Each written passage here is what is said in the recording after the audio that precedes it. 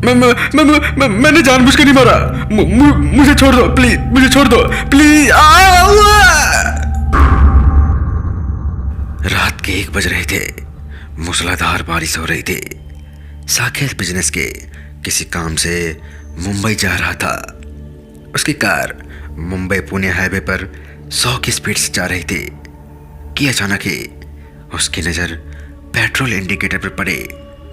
Petrol खत्म हो चुका था और कार की स्पीड धीरे धीरे कम हो रही थी और अचानक कार रुक गई। साकेत ने मैप में देखा तो पेट्रोल पंप वहां से 13 किलोमीटर दिखा रहा था।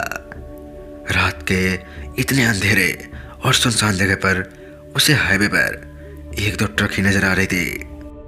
वह सड़क पर खड़ा होकर गाड़ियों से लिफ्ट मांगने लगा, पर कोई गाड़ी नहीं रुकी।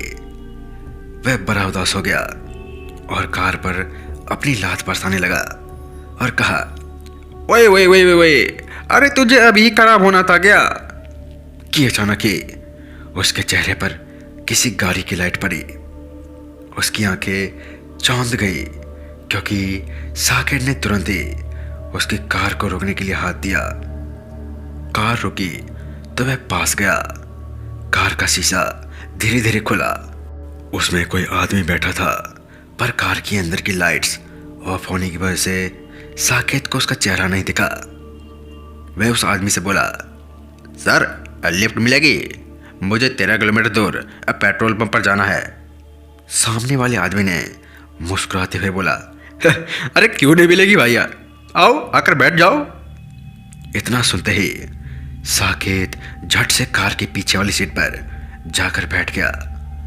कार में बैठने के साथ ही उसको अजीब सी ठंड महसूस होने लगी। वह आदमी चुपचाप कार चलाए जा रहा था। वह कुछ बोल ही नहीं रहा था कि कार में अजीब सा सन्नाटा छा गया। साकेत ने चुप्पी तोड़ी और कहा, आपका नाम क्या है? सामने से आवाज आई, फ्रेडी डिकोस्टा।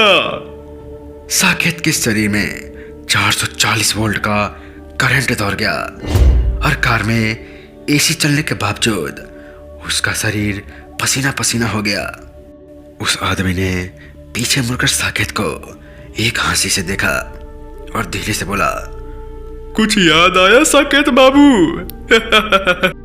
साकेत की हलक से आवाज नहीं निकल रही थी।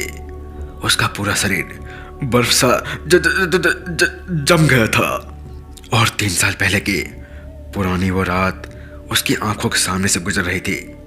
दरअसल 3 साल पहले जब साकेत बिजनेस के किसी काम से मुंबई पुणे हाईवे पर कार से जा रहा था, वह नशे में धुत था और गाना गाते हुए कार की स्पीड 120 के ऊपर करके गाड़ी दौड़ा रहा था कि नशे की वजह से उसकी आंखें बंद हो जा रही थी। अचानक ही उसकी कार एक भारी चीज से टकरा कर रुकी। नशे की हालत में जब साकेत ने बाहर निकल कर देखा तो 45 से 50 साल का एक आदमी वहां खून से लथपथ था और वह जोर जोर से करा रहा था।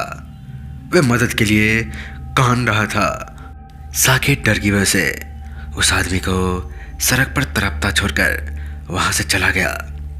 अगले दिन न्यूज़पेपर में खबर आई कि फ्रेडी डिकोस्टा नामक एक आदमी मुंबई पुणे हाईवे पर कार की टक्कर लगने से उसकी मौत हो गई।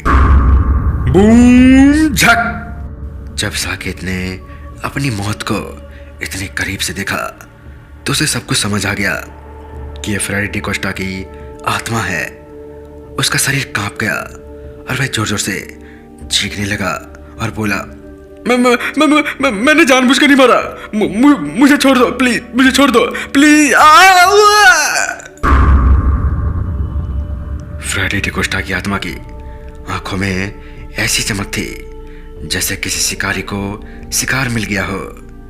वह अचानक से साकेत के बगल में आ गया और धीरे से उसके कान में बोला, हर गलती की कीमत चुकानी पड़ती है साकेत बाबू। इतना कहने के साथ ही उसने साकेत को उठाया और सामने वाले कार के शीशे पर जोर से पटक दिया, जिसकी वजह से कार का शीशा टूट गया और साकेत गाड़ी के सामने जाकर गिर गया। उसके सिर पर काफी चोट आई, पर फिलहाल वह बच गया। उसके साथ उस दिन जो भी हादसा हुआ उसकी वजह से उसकी दिमागी हालत अब ठीक नहीं थी और अब वह पागल खाने में है। तो दोस्तों, कहानी आपको अच्छी लगी तो चैनल को लाइक सब्सक्राइब जरूर कीजिए। मिलते हैं ऐसी कहानी के साथ, तब तक के लिए जय हिंद, जय भारत। और हाँ दोस्तों, आप अपना कहानी हमारे साथ शेयर कर सकते हैं। आप इस चैनल के अबाउट सेक्शन में जाकर उस जीमेल आईडी पे आप कहानी भेज सकते हैं या तो इंस्टाग्राम पे शेयर कर सकते हैं। धन्यवाद।